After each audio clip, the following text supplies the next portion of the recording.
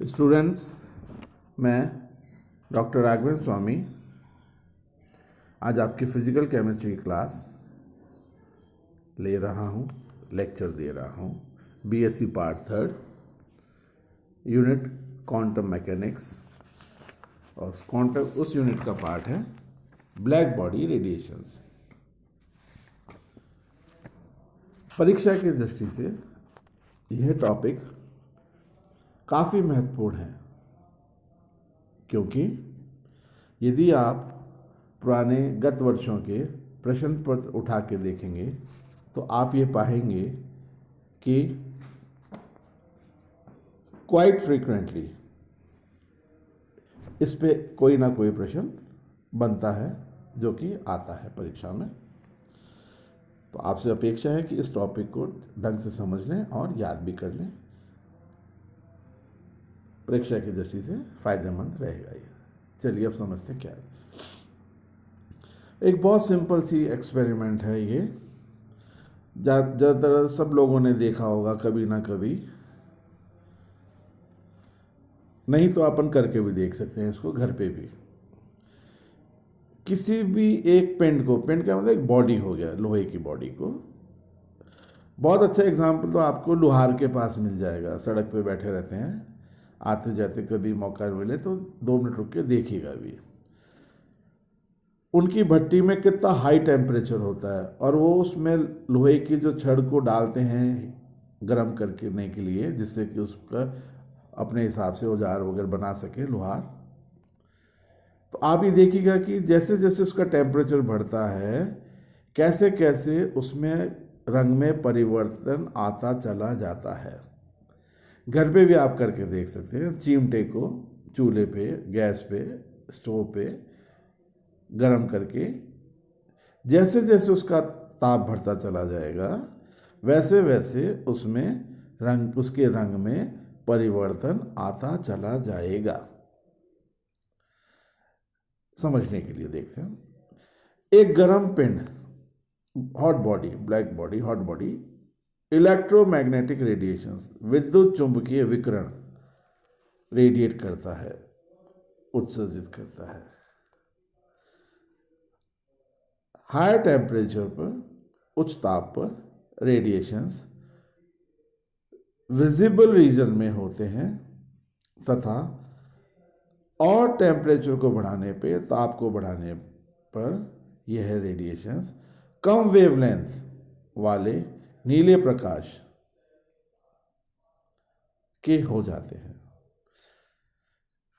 ये बात इससे स्पष्ट होती है कि यदि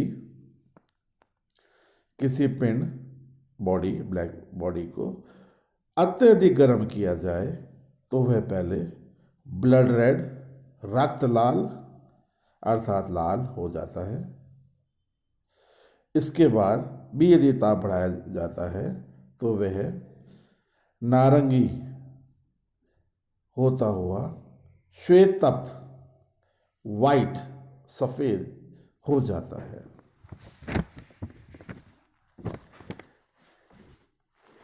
रेडिएशंस की वेवलेंथ ताप के साथ किस प्रकार प्रभावित होती है, यानी रेडिएशंस की वेवलेंथ टेम्परेचर के साथ किस प्रकार चेंज होती हैं, इसको सबसे पहले वैज्ञानिक ल्यूमिनर और प्रिंगशैम ने कुछ स्थिर ताप पर, फिक्स टेम्परेचर पर उत्सर्जित ऊर्जा, रेडिएटेड एनर्जी एवं वेवलेंथ, तरंग दैर्ध्य के मध्य ग्राफ खींचकर समझाया था, बताया था। इस ग्राफ के जो निष्कर्ष हैं, ये जो डायग्राम दिया गया है, इस ग्राफ से कुछ बातें जो स्पष्ट होती हैं, जो साइंटिस्ट ने, वैज्ञानिकों ने निकाला, निष्कर्ष निकाला, बात को स्पष्ट करी। मुख्यतः पहली बात, पहला पॉइंट, प्रत्येक ताप पर एक ऐसी वेवलेंथ है जिस पर ऊर्जा, एनर्जी का इमिशन, उत्सर्जन अधिकतम होता है। इस वेवलेंथ को लैम्डा मैक्स कहते हैं।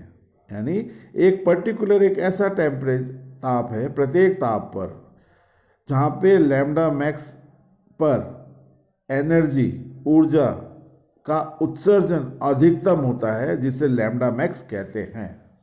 उच्चनिष्ठ होता है ये प्रत्येक ग्राफ का।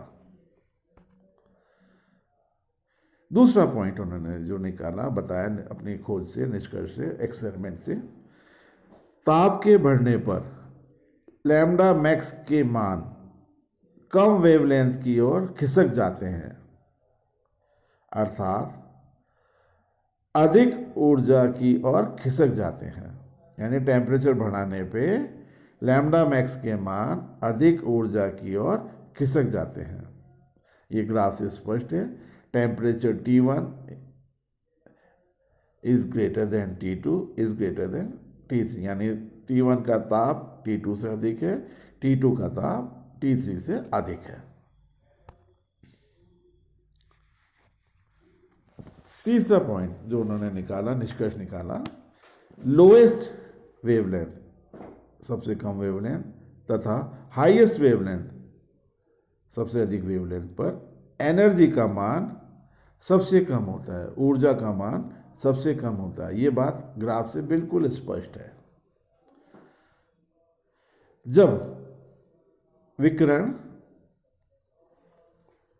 किसी वस्तु की सतह से टकराते हैं तो विकिरण ऊर्जा, रेडिएशन एनर्जी का कुछ भाग परिवर्तित यानी रिफ्लेक्ट, कुछ भाग अवशोषित यानी अब्जॉर्ब तथा कुछ भाग ट्रांसमिटेड यानी स्थानांतरित होता है। किसी सतह का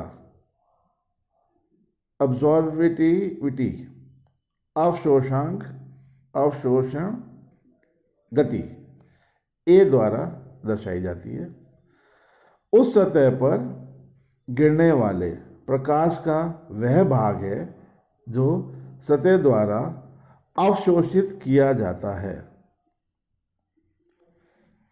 इस प्रकार ब्लैक बॉडी कृष्णिका की अवशोषकता 1 है, उसकी एब्जॉर्बिविटी 1 है, 1 है, तथा ब्लैक बॉडी कृष्णिका वह सतह है जिसकी एब्जॉर्बिविटी इकाई है, अर्थात यह सभी विकिरणों को अवशोषित कर लेगा, अब्जॉर्ब कर लेगा जो उस पर गिरते हैं।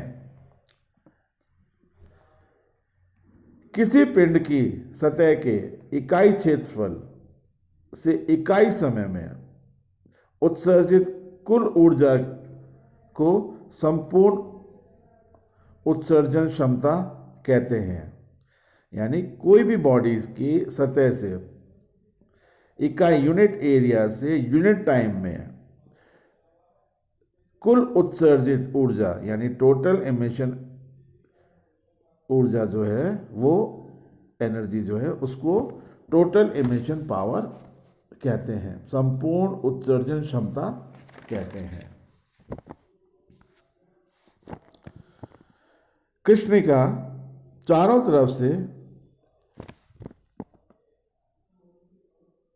तापी साम्य में रहती है तथा दिए गए समय में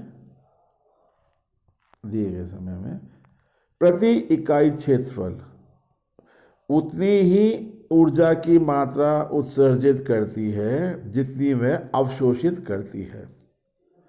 इस प्रकार एक ब्लैक बॉडी सर्वोत्तम अवशोषक होने के साथ साथ एक सर्वोत्तम उत्सर्जक भी है। यानी जो एक आइडल ब्लैक बॉडी है उस पे जितनी ऊर्जा गिरेगी वो उतनी अब्जॉर्ब करेगा और उतनी ही दोबारा से उत्सर्जित रेडिएट करेगा। ये एक आइडल ब्लैक बॉडी कहलाती है।